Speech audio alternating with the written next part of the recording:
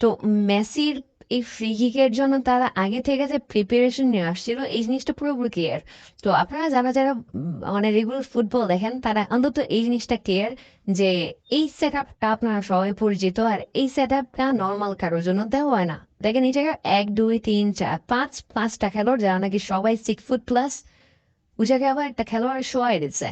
তার মানে তারা পুরোপুরি এই ফ্রি কিকের জন্য কমিট করছে। তারা জানে মেসি কাউরে পাস দিবে না, ডিবিকে শুট করবে এই জায়গা থেকে, এটা কোনো প্রশ্নই নেই যে মেসি কাউরে পাস দিবে।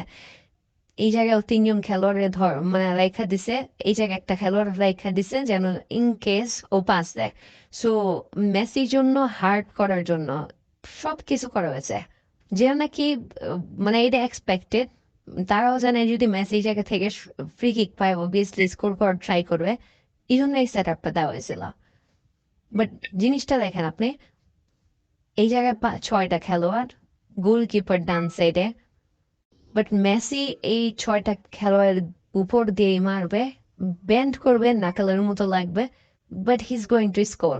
মজার ব্যাপার কি জানেন, মেসি এই পুরো ফুল প্যাক যে ডিফেন্স আছে এটার উপর দিয়ে তার সিগনেচার ব্যান্ড বলটা দিছে। ও ব্যান্ড করে যে বল নাকালের মতো ঠিক আছে এই বলটা দিয়ে ফুল দিছে। So this guy is unstoppable. এই অ্যাঙ্গেলটা দিলে আপনার আরো বুঝবেন যে মেসি কি করছিল।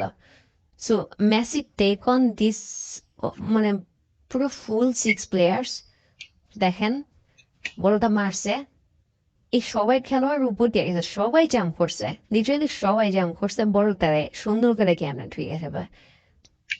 মেসি স্পেশাল এটা। এখন গোলকিপারের কি দোষ?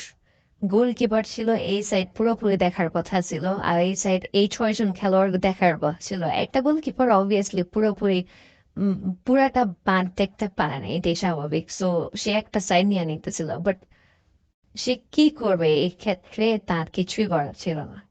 এই জিনিসটা যদি দেখেন এই জায়গা দিয়া, দেখেন বলটা যে আসতেছে, ও ও কিছুই করতে পারে না। ও কি করতো?